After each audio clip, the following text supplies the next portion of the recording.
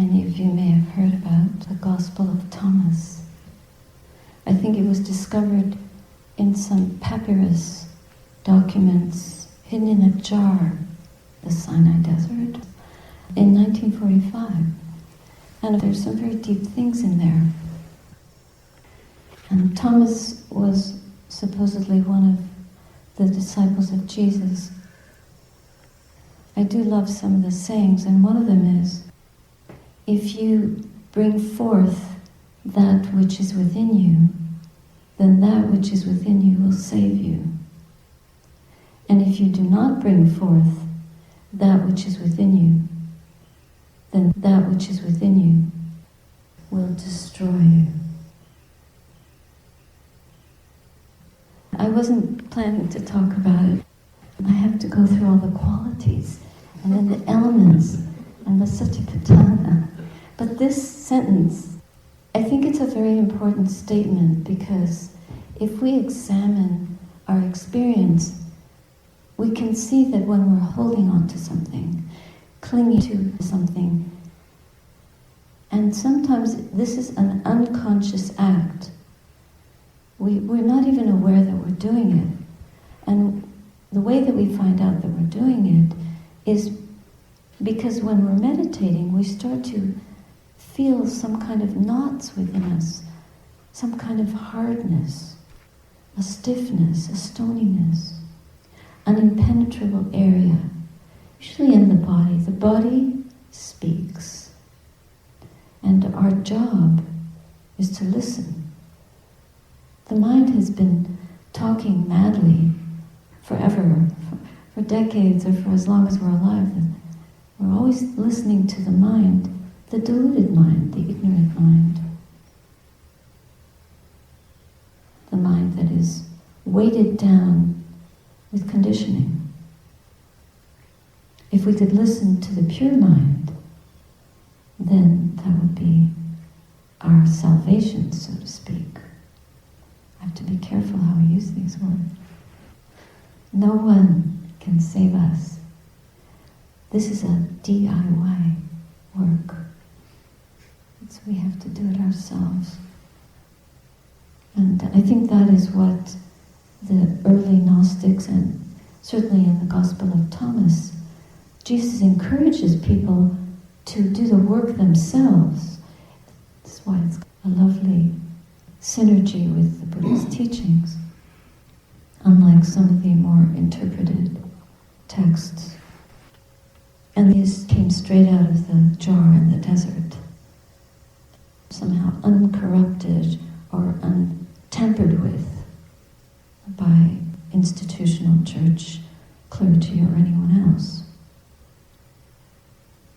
So what we're trying so much to do is to find peace, to find happiness. But then we're walking on a road, we're walking in a way that it's like burning, we're burning. Or we're walking on thorns. Or we feel as if we're being stabbed, pierced, hit, thrashed, numbed by life.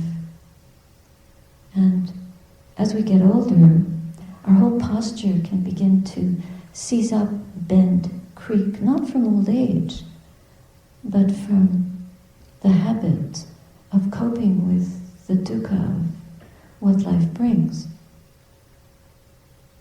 So this statement about bringing forth that which is within us, we have to bring forth all the pain that we've held, all the attacks, impacts, insults, insinuations. And then somehow the self, it's like an old ship that we've built, put it together, and we can't even sail it because it's covered with barnacles.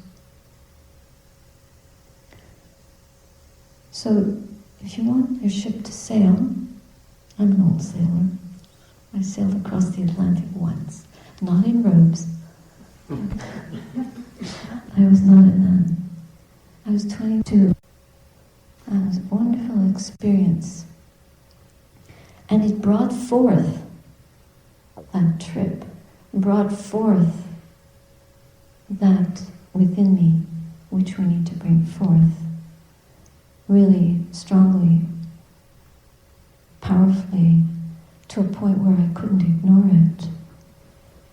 That's what happens when you do something that's a little dangerous. You press the boundaries, you push the borders of what you think is possible, and you go out into the wilderness of the ocean.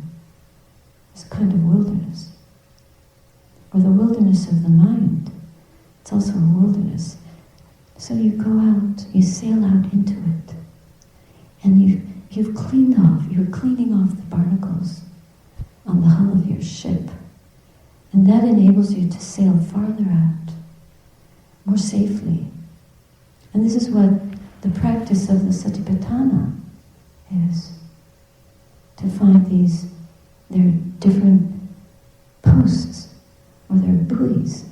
You know how buoys are put out, beacons for boats, to point out where there are rocks, and when you're going through a narrow channel, you red, right, returning kind of signals. You know where you're meant to go, that you won't crash your ship and fall apart. So here, there are these named hindrances and unwholesome activities of mind that we need to stay away from. And I might add, I'm not sure that I talked a lot about energy, effort yesterday. I don't think I formally mentioned the 4 right efforts, but I'll just do that now. I must not be remiss, because if you go out in your ship and you don't have your equipment with you, then you'll never get across. So it's good for us to check and see what kind of energy we're putting forth and in what way when we see the conditioned way of responding to what's happening, what's coming up in the heart. Then it's important for us to remember these instructions, to cultivate that which is wholesome and not to cultivate that which is unwholesome. So if there's an unwholesome energy like fear or anger, even irritation, agitation, is to press the pause button, if you can find it. Just press the pause button, and then that recording will stop. Yeah, we don't have to follow these drives, but we have to see them, understand them, and then we can navigate, like in the boat. You have to navigate when you see the tides or the currents going against the direction that you're trying to get to, or that you're heading in. Then you tack. You tack in a different, you go slightly east and then back north or whatever. You don't go straight into those winds, but you do subvert them or their power. You disarm them so they can't stop you on your journey. And that's how it is. When we see turbulence in the mind, how do we get through it? We have to navigate our raft, our vehicle, our mental energy towards that which is wholesome, that which supports the path of liberation, not the path of ignorance. Not further habit that weakens us, that prevents us, that dulls us, that blinds us, that basically topples us, or forbids us. We actually can convince us, no, don't go there. This is delusion based on aversion. And there's a certain greed in there because you still want to go, but you're not paying attention where you're going. So it's like somebody who's about to fall over a cliff, but continues to walk on that insecure gravelly bit of mountain. It could be very treacherous. So even a small irritation could flare up into an explosive temper. Some of us may never get to that state, but some of us do. And then others do that to us. So instead of exploding like partnering and copying that, we have to press the pause button. No. Unwholesome, not to be followed. And that's how we cultivate the wholesome. So actually these 4 right efforts they're kind of companions. They're 2 pairs. Cultivate the wholesome, don't cultivate the unwholesome. So you can see, when you cultivate the wholesome in the middle of something unsavory and off the path, not the Buddha's instructions, but part of our habitual conditioning, then we know, let's weaken that. And as we weaken that, we strengthen our virtue, we strengthen our ability to open the heart instead of slamming the door to that wellspring of purity, that wellspring of forgiveness, of metta, of compassion, of joy, true joy. Not the joys of the world that come from sense desire and sense gratification, which are very temporary, very weak and poverty-stricken kinds of joy. This is a joy that springs from a sacred place. There is no place, it's a sacred way. It's not a place, it's not like heaven. Or it's not like there's a part in the body where all this comes. It's not from the body. This is an energy. This morning I was giving an example in the interview group about not identifying with anything solid within us as a self. And we do that all the time. So all the time we have to be alert to that we're doing that, and that we keep adding to this self, just like barnacles on a boat. It's as if we're purposely weighing the boat down so it'll sink. And the more that we grow the self, the bigger it gets, and the harder it is to dismantle. So this self is always going to lead us astray, lead us towards sense gratification. And the danger of that is that actually it's impermanent, unsatisfactory, and empty. Therefore it's a danger because it's not true. But if we're seekers of truth, we have to remember that and not listen to the self, but listen to the clear spring of Dhamma that we can tap into. And it's the silence. In the silence we discover that. It's an intuitive knowledge, an intuitive waking up wisdom. Just being aware and having our Dhamma light shine. So then, just like if you want to bring forth that energy that is in you, you have to switch on the light. So we're switching on a light by lighting the mind with wisdom, with an energy that is pure and gracious. Gracious in the sense of it's like grace. It's a beautiful word. It's not a Christian word. Words belong to no one or nothing. They're just words. And anyway, we can't really describe the inner reality. It's intuitive. It's from the belly, not the physical belly, but from that unconditional love within us. And it's not in the body. So the inner and outer, even that doesn't describe it.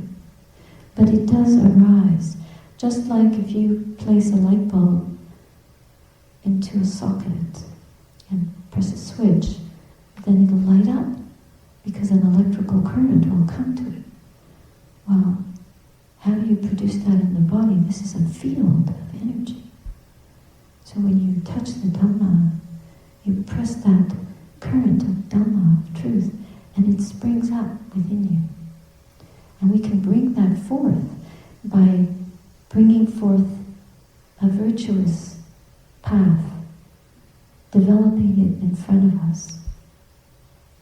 And the second pair, I wanted to mention the other part of that metaphor, is that if you take that light bulb off, then where is the electricity? Where is it? Well, yeah, we know, it's in the wire, no? But this Dhamma energy is not in the body. So this body is like an electric bulb. It's to throw away. I want us all to contemplate that, so we're not living in fear of dying and losing this thing that it's just like a recyclable, it's 4 elements. How much of this body is water? What percentage? It's a lot of water element, earth element, bones. There's so many hard places in the body. Then there's the fire element, which is the temperature, the coolness, the heat that comes into the body and helps it function. And if the body temperature goes even a little bit below normal or too much above, then if we have a fever or we have not enough temperature or pressure, we could be dead so quickly. It's so fragile because the balance of elements is very, very precarious. So the heat, coolness of the body, the fire element. And then there's the air element, so the air passing through the lungs, the breathing in the interstices of tissues and bones and spaces in the body, in the mouth, in the ears, wherever this air passes. So earth, air, fire, water element, and there's the space element. Space.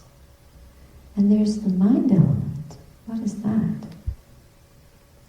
You could say that the activity of the mind, we can use that as a satipatthana, mental activities.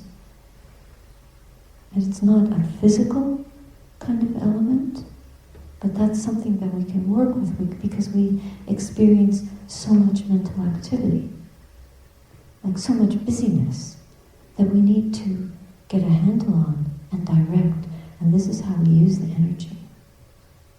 So the energy is then, if whatever goodness we have not developed, whatever wholesomeness is there to develop, we produce it, we cultivate it, we fertilize it. Let me develop metta. Let me forgive those that I have been mistreated by, or that have been mean to me, that have cheated me, or that I'm jealous of, all these things. There's so much ill will in the heart. So whatever unwholesomeness arises, we should not only abandon it and prevent it from coming, but protect ourselves from it coming in. And that's where mindfulness and clear comprehension come in. The energy that we put in, the effort that we put in to be mindful every step of the way. So if someone asks you, well, how long do you meditate? You don't say 20 minutes. You don't say 2 hours. You say all day. All day, every moment, every posture is meditation. This is right way of using the energy, is to constantly be bringing forth that which is in us, which is wholesome, and preventing the unwholesome from arising within us. Because whatever you don't bring forth, that is within you, if you don't bring it forth, it will kill you. And I think what he's referring to is that if we don't, this is one of the right efforts, is like to be able to bring forth the things that are a detriment to us and know them for what they are, like the fear. What are we afraid of? We're afraid of dying. Well, who dies? Oh, there's a very beautiful, one of the koans, a disciple who became a master, Loshan. He went to Master Yan too. And he said, when arising and ceasing go on unceasingly, what then? You have experienced this flow that is the arising and ceasing of phenomena in the mind. Or just the breath. Everyone can, all of you can observe the breath. You can see the arising and ceasing. It's like a tide. If you sit by the beach, you go down to Lake Ontario and sit on the beach, you see the tide arising, and then it withdraws. It vanishes. And then the Master says, whose arising and ceasing is it? Whose arising and ceasing is it? And at that moment, Loshan was awakened, because he could see into the emptiness of this self. There's no one there. It's just like the sea. Just the sea isn't a person. There's no wave. There's no tide. It's just an emotion. It doesn't belong to anyone. And that water element in us is also arising and ceasing. The air element in us is also arising and vanishing. The fire element, the heat and the cold, they're constantly changing. We sweat, and then we get cold, and then we get hot again, and we have a hot flash, and we survive, and then the winter comes, and the seasons keep changing. We have no control. If we could control it, there would be a self. But there isn't. There's no one there. So this is our biggest delusion. This is our biggest mountain to ascend. We have to ascend to a state that helps us to see that we're not the mountain and there is no mountain. The vanishing and ceasing, the movements, the changes, the changingness, that's not what we are. So we have to bring that delusion out, because it obscures and filters our vision. It prevents us from understanding this. We have to understand it. So if we fail to understand this, it will kill us. We will die. That's the death we should fear. To die deluded. To lose this precious vehicle of enlightenment. This is a vehicle. It's a light bulb. It's tied in to an energy that can help bring awakening. But then we have to throw it away, like an old coat. And we do it gently. We don't just toss it away. In some cultures, the body is just thrown to the vultures. Imagine.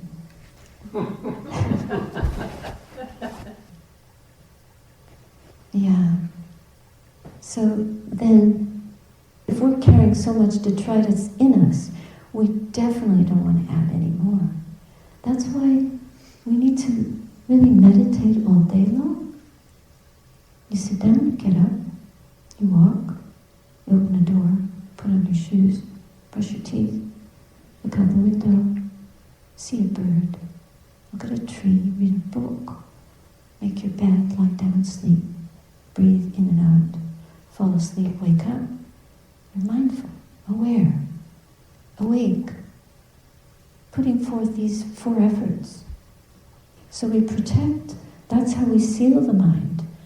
You know, the guardians of the mind are these qualities of knowing what we have failed to do, or what has not been possible for us to do in the past to uphold that which is wholesome.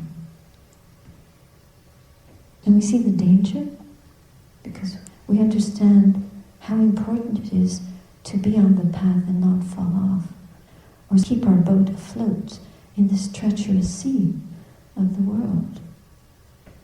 So when we see the danger, and we feel that time we failed to do it, we missed. So there's a kind of moral repercussion of that. And so we feel conscientious that we will never do that again, and we'll try our best. And then if we fall down again, we get up, we start again. If we aren't meditating continuously, then we just navigate back on course. When the wind blows us off and somebody yells and we get upset, and we just pick ourselves up and get back on course and keep going. Hiri Otapa. It's a kind of moral conscientiousness. And in every way, first we may feel embarrassed or ashamed or as a remorse or fear about what we've done. Because sometimes it's so foolish. We think we're so deluded. And then we know that's delusion, okay? I'm not going to be deluded about that again. We try to remember that. This is sati, is the memory of that. Then appropriate attention for every step we take in life, every choice we make in life. So that we can bring forth that wholesome energy that makes the ground fertile. When the heart's ground, the ground of our being, is fertile, then the truth will grow. Our insights will mature. We don't have to do anything. We have to get out of the way as a self, because no one gets enlightened. No one. There isn't a person, no person. It's the emptying out. It's clearing up that misunderstanding of what we are, of who we are. Then the Nibbana element will be revealed to this energy that is the composite, that whatever our knowledge can comprehend, our wisdom faculty can comprehend, that will realize Nibbana. And that's the complete disappearance of the being. Then the movement of the mind becomes very even, very steady, very peaceful, because nothing in the world can cause disturbance anymore. There can be a state of fearlessness. Oh, to know that. Isn't this worth working for? Yeah? I think so. That's why I dress up like the Buddha. Because whatever we incline towards, that's where we're going to go. If we incline towards Nibbana, we will go in that direction.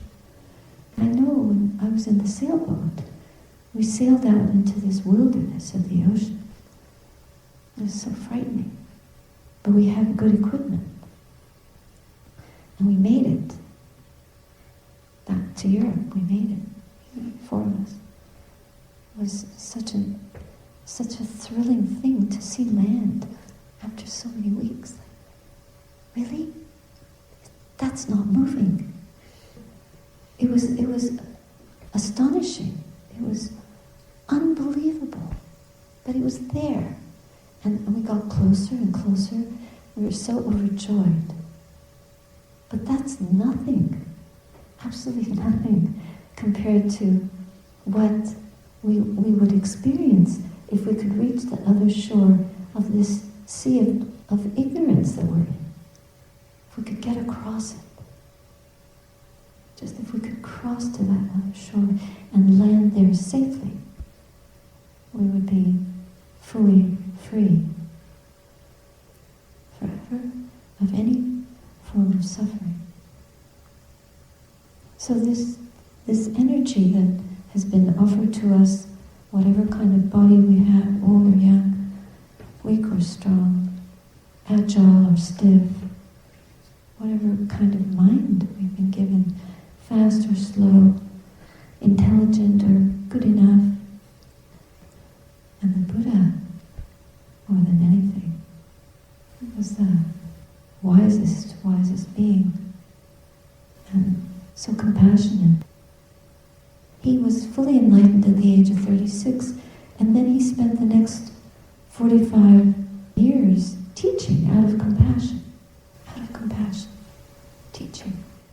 offering, instructing, exhorting patiently, and giving us such an example of how well we can be if we point ourselves towards this Dhamma foremost above everything.